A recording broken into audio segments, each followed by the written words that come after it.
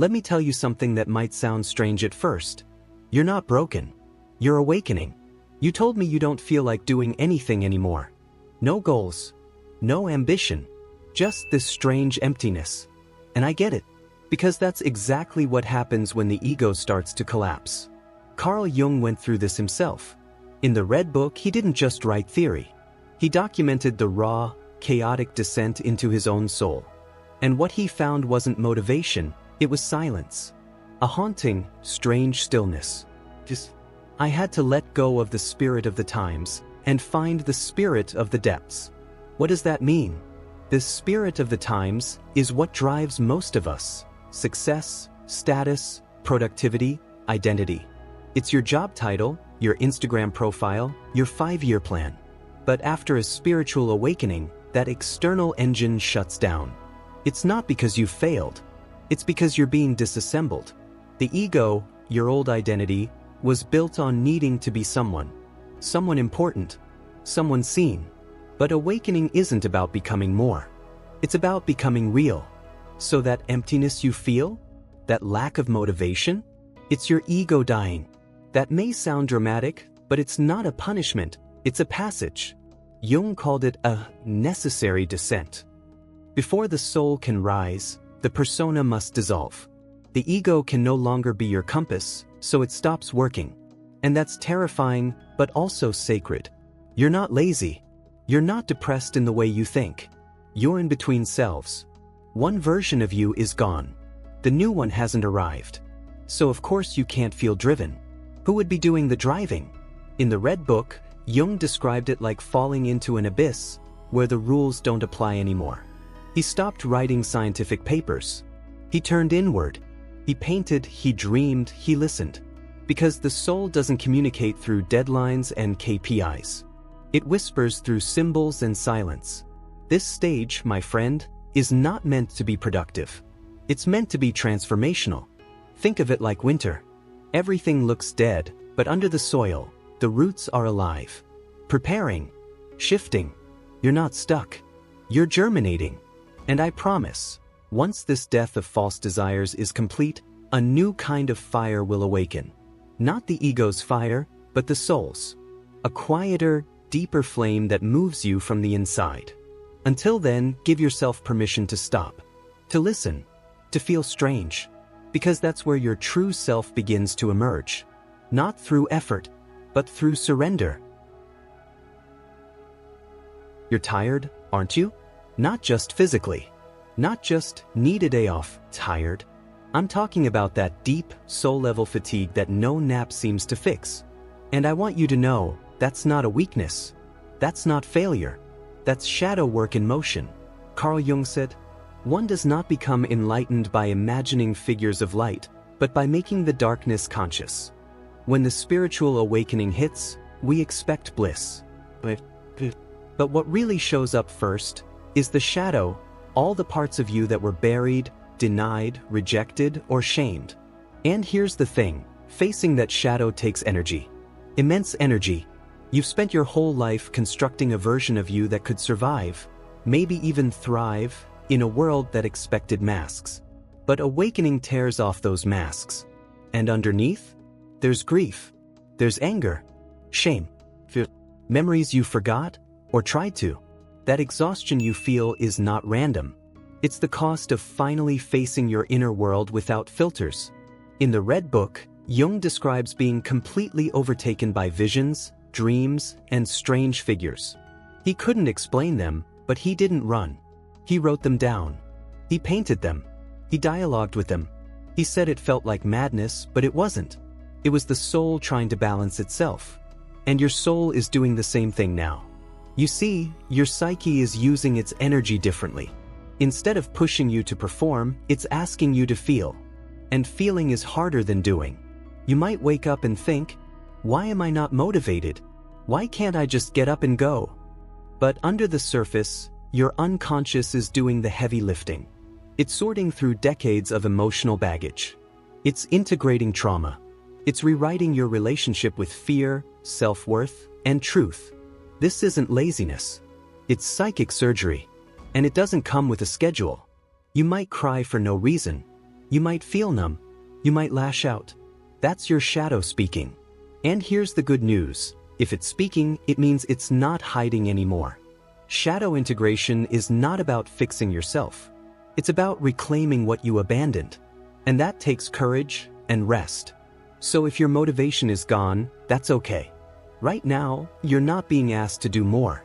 You're being asked to hold space for the parts of you that were never allowed to exist. That's real work, sacred work, and it deserves your patience. As Jung reminds us in every page of the Red Book, the soul knows what it needs. The mind just needs to step aside. You're not behind. You're healing. There's a silence inside you right now. Not peaceful silence, but the kind that makes you feel suspended, disconnected, like you're floating between realities, no longer who you were and not yet who you're becoming. That's not your imagination. That's the in-between. And Carl Jung knew this space intimately. He called it the descent into the underworld, a time when the personality loses form and all previous meaning evaporates. In the Red Book, he doesn't describe enlightenment as rising into the light, but as falling into the abyss of not knowing. You might look around and feel like your life doesn't fit anymore. The work, the relationships, the old routines, they feel distant, almost surreal. And yet, there's nothing new to replace them yet. This is what Jung would call a liminal space. A psychological threshold. The old self is dead, but the new self hasn't been born. And the worst part? No one talks about this part. They tell you awakening is bliss, transformation is beauty, becoming is exciting. But the truth is, becoming is lonely. Think about the caterpillar. When it enters the cocoon, it doesn't grow wings overnight. It dissolves. It literally becomes a formless soup of cells before reorganizing into something new. That's you right now. Not broken. Reforming. So if you feel numb, detached, confused, please understand. It's not that something is wrong. It's that everything familiar has ended, and the new has not yet revealed itself. This space can be terrifying. You don't know what to do. You can't go back. But you can't move forward either. And yet, this is sacred ground. Jung didn't try to escape it. He stayed with it.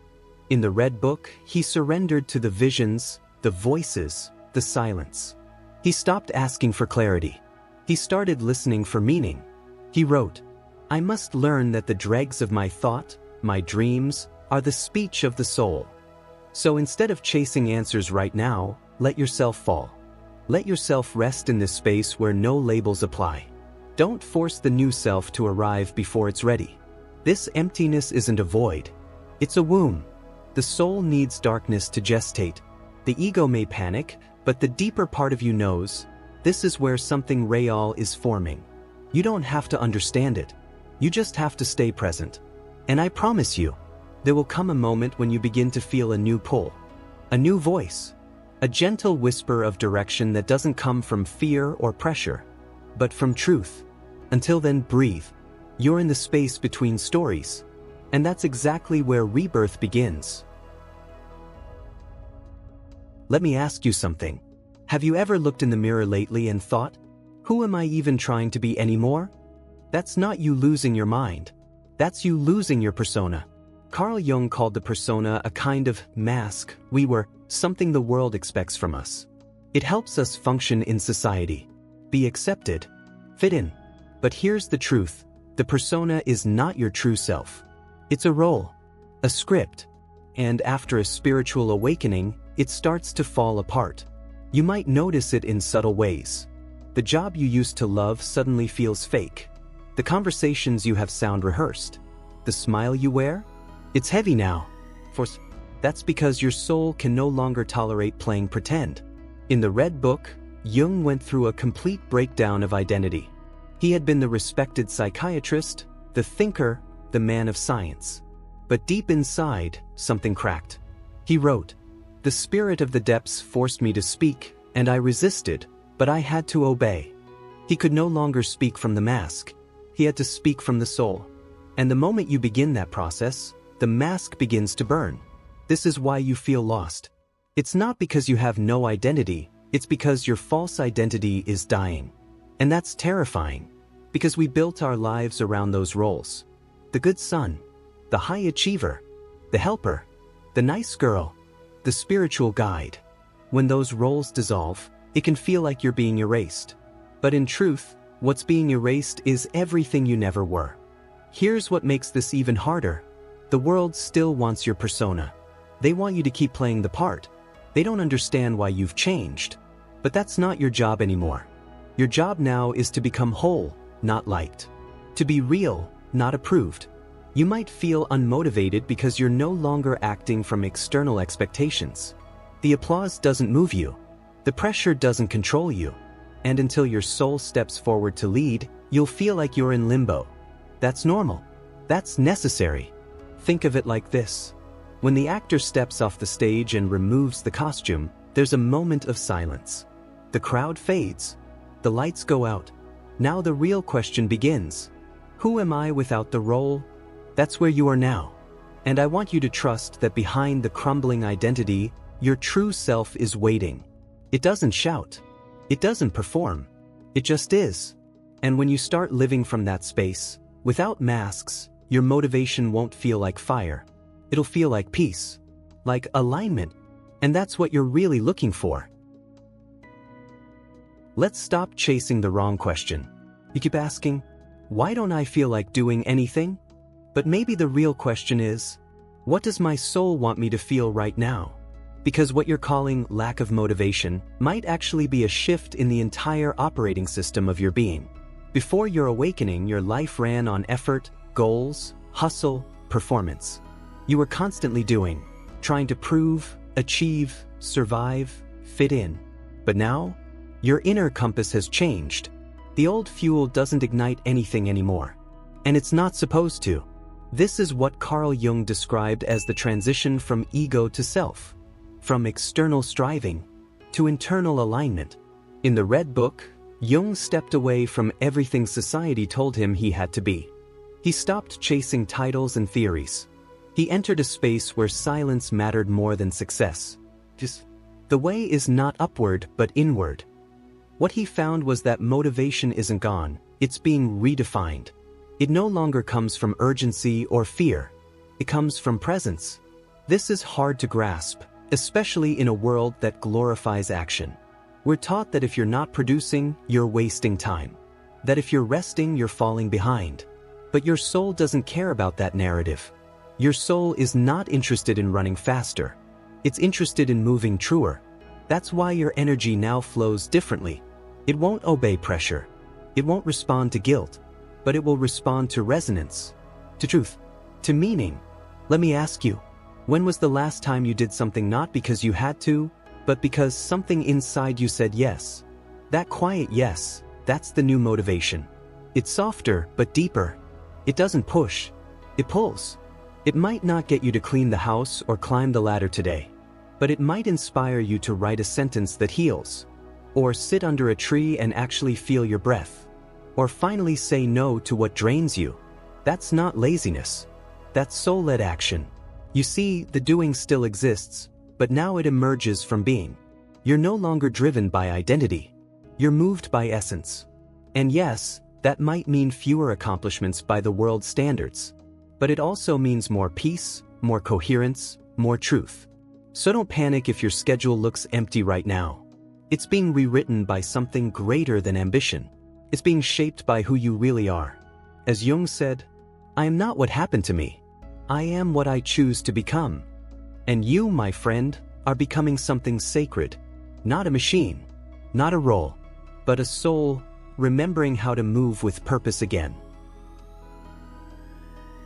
So now you know, your motivation didn't vanish. It evolved. What you're experiencing isn't failure. It's a rite of passage. It's the soul saying, we don't chase anymore. We align. Let's look at the journey you're walking. First, your ego collapsed, along with all the desires that once fueled you.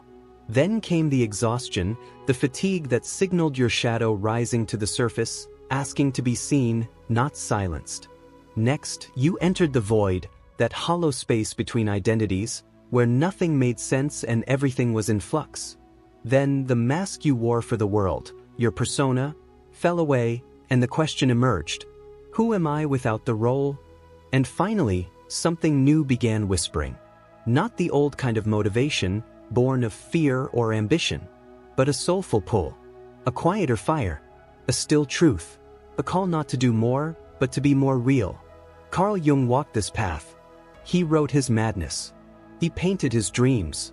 He surrendered to the unknown. He didn't find motivation in a checklist. He found it in meaning. And that's where you are now. You're not broken. You're being reborn. Slowly, quietly, honestly. So here's what I want you to do. Close your eyes. Take a breath.